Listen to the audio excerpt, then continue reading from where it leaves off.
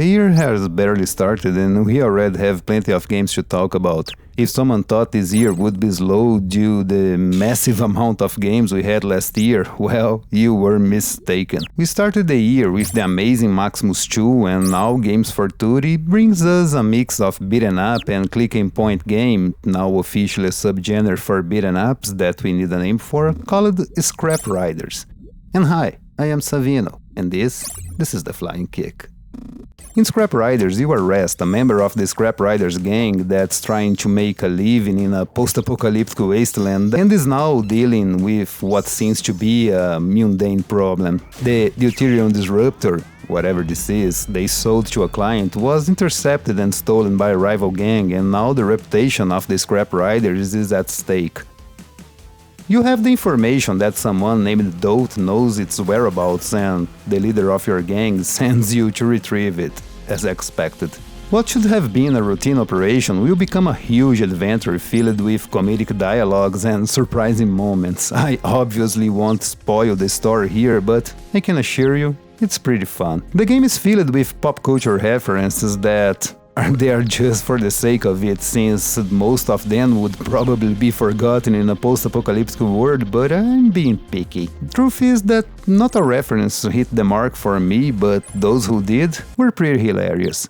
The game will take around 10 hours on your first try, but you can beat it in less if you don't mess around too much or get lost like me. But there was a reason for me to get lost all the time. The game is gorgeous. This is a truly old-school click-and-point game when it comes to the looks, so yeah, I got lost plenty of time just walking around to take a look at the art. I mean, you can see right now what I'm talking about. The simplicity of the models, typical of games from the early 90s with some great animation, which was the way devs at the time tried to rival cartoons. Characters have an exaggerated movement when talking, and the walk cycle of some, especially Rast's run, would make the Minister of Silly Walks very, very proud. The colors in this game are also pretty good too. The game has a vivid look to it, and even in the middle of a deserted wasteland, it looks great. The cities and interiors you will be visiting are beautiful, with lots of details and lots of life in them. Cars passing, robots working, people walking around, trains. This game has everything happening around you, giving you a good impression of a living and breathing world. Too bad most of the places you'll be visiting are a bit small, but the amount of things to do and people to talk will make up for it. But in any case, as you can see, this is a beautiful game. And to follow the beautiful graphics, I also can confirm that we have some beautiful sounds and music. The sounds in this game are absolute classics. All those bleeps and bloops that you were used to hear in games like Day of the Tentacle or Full Throttle, which is a huge inspiration for this game, are presented here. Punches, interactions, machinery working, all have that distinct 90s effect which, for old ears like mine, sounds like music. And since I mentioned the music, what you got here is absolutely fantastic. The OST as the graphics have a lot of late 80s and early 90s influence, with electronic music filled with a new age vibe that takes the front row here. Some compositions are very melancholic, complementing the feeling of desolation in the world, while others, especially in the city's main streets, are more upbeat, giving the world that is already rich in life that extra push to complement the mood. There's absolutely nothing to complain about the sounds here if you know what you're getting in. The whole presentation from the graphics to the music is absolutely retro, and if this is your thing, you won't be disappointed here. Which brings us to the meat of the whole thing, gameplay and combat. Let's talk real quick here about the click and point part so we can jump into the fight. The game at this point is pretty straightforward. You move Rast across the screen and a small arrow will appear when you approach any interactive object or NPC. Pressing A on your controller, Switch version, will open up to 4 options that you can choose: Examine, Talk, Interact and Cancel, that can be chosen by your 4 face buttons. This will also be the method that will be used to talk to people and select your answers. My complaint here is, for some reason, to exit a conversation, you have to press A. And to quit your action bubble, you have to press B. And it was more than once I pressed B on a conversation, hoping to quit it, just to be presented with an unskippable dialogue all over again. Yes, it's a minor complaint, but it can be annoying sometimes because you will be used to press B to quit things in this game. You also can access your inventory by pressing Y to check stored items, use or combine them with others to create solutions for your many puzzles.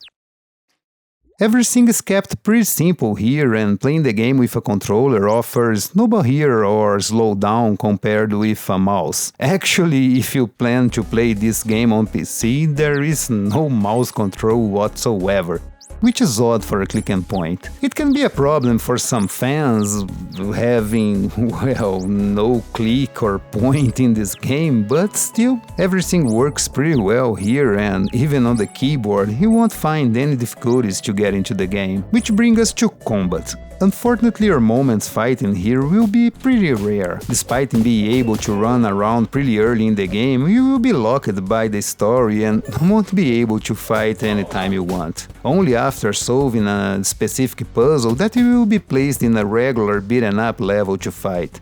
And to fight, you have a simple but effective set of moves. A light punch, a strong punch, a jump, grab, and a special that refills when you punch or get punched, a gun, a vertical dodge, and a light and strong running attack.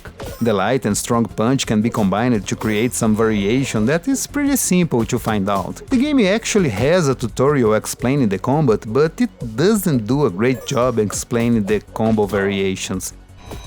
You can even juggle your enemies here to death with a dragon punch preceded by a few punches. Your gun is basically a one-hit kill move that is refilled one bullet at a time by shells dropped by armed enemies after defeat. They can be pretty useful, especially against the more annoying enemies, so I recommend you to save them up. Your special can be used in two ways: on the ground, where you can hit enemies in the same plane as you, or in the air as a ground pound that you can use to hit all the enemies in a certain area.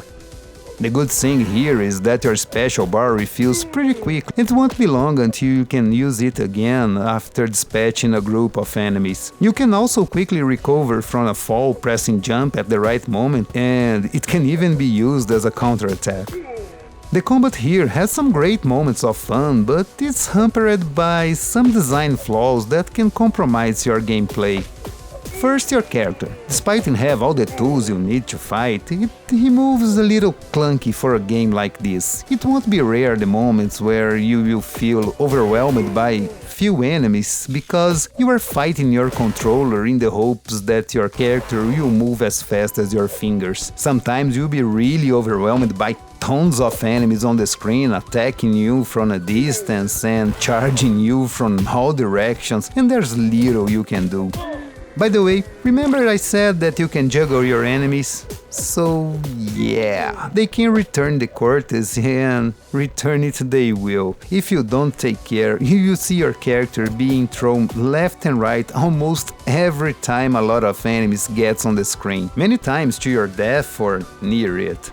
Some enemies in the later parts of the game can be simply annoying, frequently attacking you from afar, ruining your streak or your crowd controls. It's a combat where, while you have a lot of moves, you will be repeating the same sequence over and over again to clear a bit the screen so you can really have a fair challenge with your enemies. The AI is pretty basic, enemies will try to flank you as they should, but you can notice that sometimes they stop in their tracks, only moving when you move. Others will wander off the screen for a few moments while you do absolutely nothing, and in some cases making you waste bullets to kill them and proceed in the level. There is also a small glitch with the camera where your character can sometimes move faster than it, and you will be stuck with a partially empty screen and with half character on the edge. Fortunately, this only happens when you are roaming around and not when you're fighting.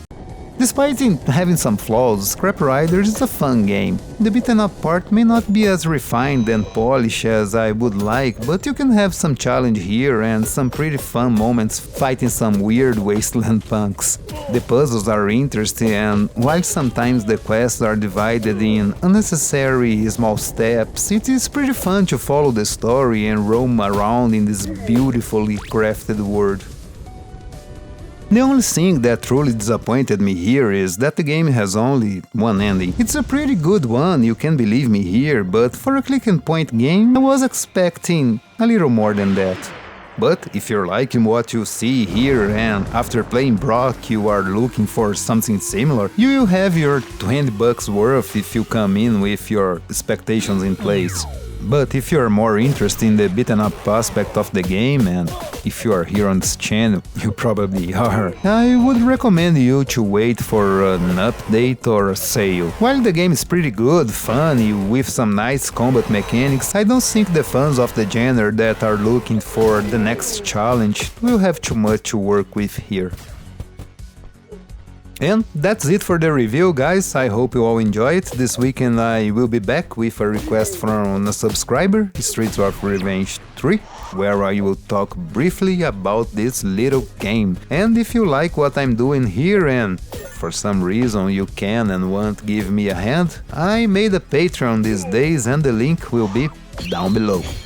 I hope you all have an awesome day and remember, keep it up.